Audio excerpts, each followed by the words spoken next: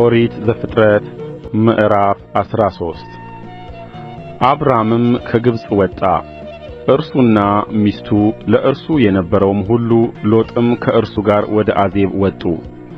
አብራምም በከብት በብርና በወርቅ እጅግ በለጠገ።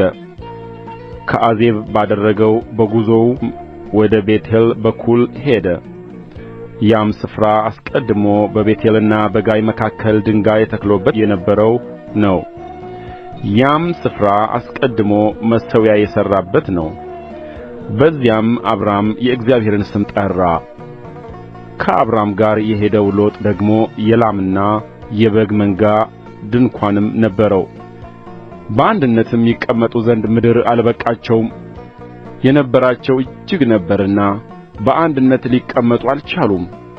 የአብራምንና የሎጥን መንጎች በሚጠብቁት መካከልም ጠብ ሆነ። በዚያም ዘመን ከነዓናውያንና ፌርዛውያን በዚያች ምድር ተቀምጠው ነበር። አብራምም ሎጥን አለው፣ እኛ ወንድማማች ነንና በእኔና በአንተ በእረኞቼና በእረኞችህ መካከል ጠብ እንዳይሆን እለምንሃለሁ። ምድር ሁሉ በፊትህ አይደለችምን? ከእኔ ትለይ ዘንድ እለምንሃለሁ። አንተ ግራውን ብትወስድ እኔ ወደ ቀኝ እሄዳለሁ፣ አንተም ቀኝን ብትወስድ እኔ ወደ ግራው እሄዳለሁ። ሎጥም ዓይኑን አነሣ፣ በዮርዳኖስ ዙሪያ ያለውን አገር ሁሉ ውኃ የሞላበትን መሆኑን አየ። እግዚአብሔርም ሰዶምንና ገሞራን ከማጥፋቱ አስቀድሞ እስከ ዞዓር ድረስ እንደ እግዚአብሔር ገነት በግብፅ ምድር አምሳል ነበር። ሎጥም በዮርዳኖስ ዙሪያ ያለውን አገር ሁሉ መረጠ። ሎጥም ወደ ምሥራቅ ተጓዘ፣ አንዱም ከሌላው እርስ በርሳቸው ተለያዩ።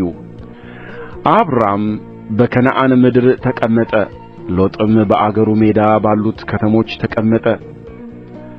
እስከ ሰዶምም ድረስ ድንኳኑን አዘዋወረ። የሰዶም ሰዎች ግን ክፉዎችና በእግዚአብሔር ፊት እጅግ ኃጢአተኞች ነበሩ። ሎጥ ከተለየው በኋላም እግዚአብሔር አብራምን አለው፣ ዓይንህን አንሣና አንተ ካለህበት ስፍራ ወደ ሰሜንና ወደ ደቡብ፣ ወደ ምሥራቅና ወደ ምዕራብ እይ። የምታያትን ምድር ሁሉ ለአንተና ለዘርህ ለዘላለም እሰጣለሁና ዘርህንም እንደ ምድር አሸዋ አደርጋለሁ። የምድርን አሸዋን ይቈጥር ዘንድ የሚችል ሰው ቢኖር ዘርህ ደግሞ ይቈጠራል።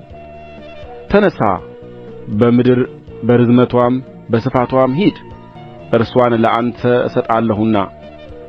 አብርሃምም ድንኳኑን ነቀለ፣ መጥቶም በኬብሮን ባለው በመምሬ የአድባር ዛፍ ተቀመጠ። በዚያም ለእግዚአብሔር መሠዊያን ሠራ።